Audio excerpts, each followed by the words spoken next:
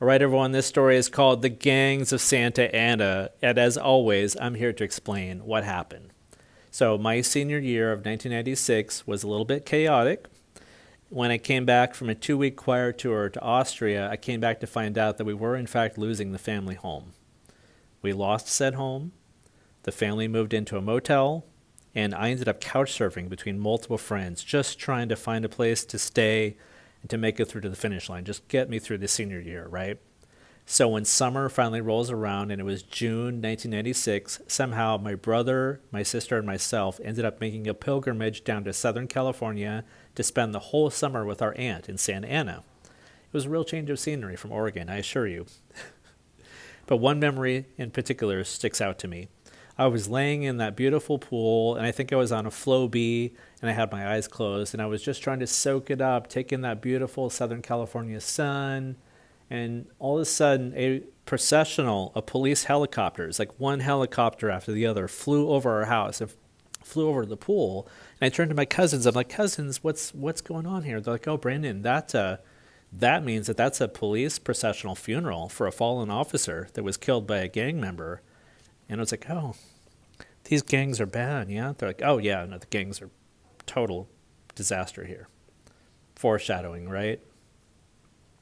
So, flash forward about a month with this caveat. One thing that I'd always heard about as an actor, all those acting classes, drama classes, is you have to make a pilgrimage to Los Angeles. You have to make a pilgrimage to Los Angeles if you're going to be a serious actor and make a go of it, right? So I set up a meeting with a casting director in Los Angeles, and I took the city bus from my aunt's house in Santa Ana, California, make it to Los Angeles, and it was a great meeting. I will never forget being in this gal's office. She was like, this is great. I can put you in these beer commercials, and I know you're under 21, so under state law, like we'll just cut away, like right at the moment that you're going to take a sip off the beer, it'll be fine. And she's like, can I have something really exciting? We have an Arnold Schwarzenegger movie called Jingle All the Way. I can put you in that. So I leave this meeting with this casting director elated. I'm just like, oh, this is fantastic. I'll be doing beer commercials. I get to work with the Terminator, right? So I take the city bus out of Los Angeles back to Santa Ana. I didn't know the area. I didn't know the terrain. Didn't have a cell phone at that time. So I somehow miscalculate and I end up getting 2 miles away from the house. So I'm walking back to the house. I finally get about 1 block away. And all of a sudden, a car slowly rolls up on me. 3 or 4 passengers, and the window rolls down. And I could see the gang member pointed his gun out the window of the car right at me. And he said, you're going to give me that backpack or you're going to die right where you're standing. Wow. So, when your life is in danger, you want to know all your options. There's this moment where instincts take over, things that you can't even describe to another person unless you're in that moment. Your primal survival instincts take over. There was, in fact, a palm tree, and I'm going to use this tree in the corner as an example. So if you guys have seen the Terminator movies where the Terminator, like it kind of shows his point of view and he can size up objects and give clever responses to things, I looked at the palm tree and my eyes did that immediate Terminator analysis and I realized it was too small, there was no way I could hide behind it, and they would probably just mow me down with bullets if I tried to make a run for it. So I decided that surrender was the only option. So I took off the backpack and I came over to the window of the car and I got right in his face and I handed him the backpack. And he put his gun in my face. And he said, because you looked at my face, I want you to go lay down, face down in the grass.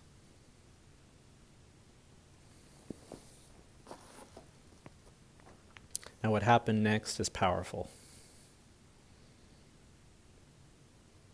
I went over to the grass and I laid down and I put my face in the grass.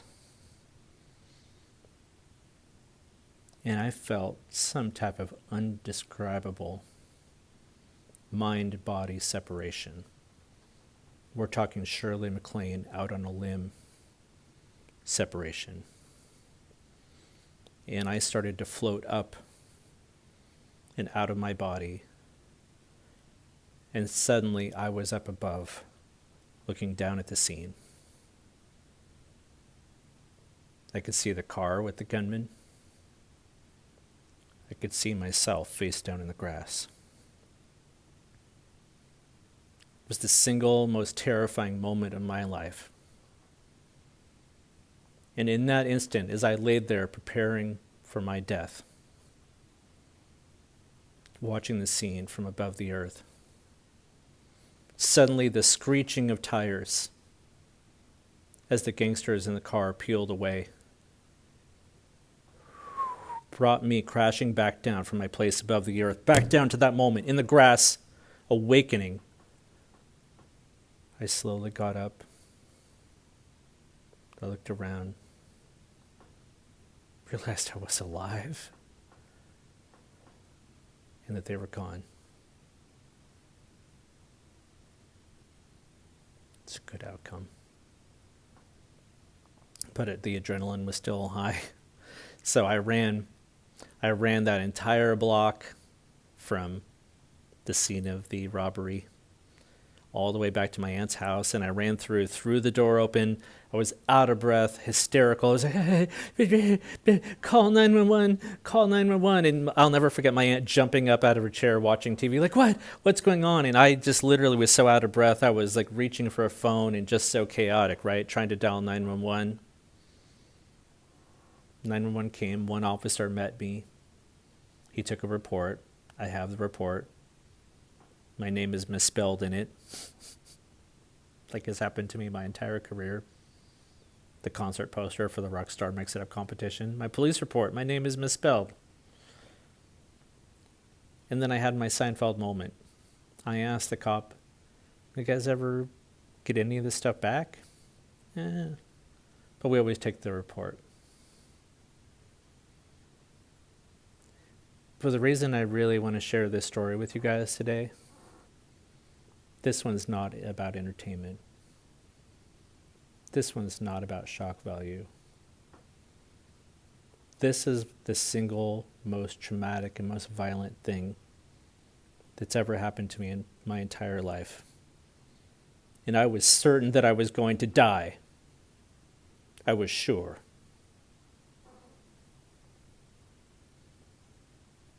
Give me that backpack right now or you're going to die where you're standing. So I'm not sure what to say to myself right now, or what to say to my 1996 Brandon self, who took that backpack and leaned in a car window and came face to face with a gun in my face and handed him that backpack and got a good look at him. I don't know if it was courageous or stupidity, but I am alive, and I am here to share the story with you today. And I just want to let you know it was terrifying. It lingers with me today, but I'm enormously grateful to be alive. And as a new wave of gun violence has erupted here in this beautiful city of Portland, Oregon, and all of the conversations that I'm having right now with family, friends, and coworkers, has transitioned from talking about the pandemic on a daily basis to talking about the wave of violence and murder. I'm reminded of what happened to me in 1996. I just want you all to know that you have my prayers and my best wishes. And I truly, sincerely hope that none of you ever have to go through the terror and the pain of what I went through in that 1996 robbery, where I thought I was going to die. Be safe, everyone. Thank you for listening to my story.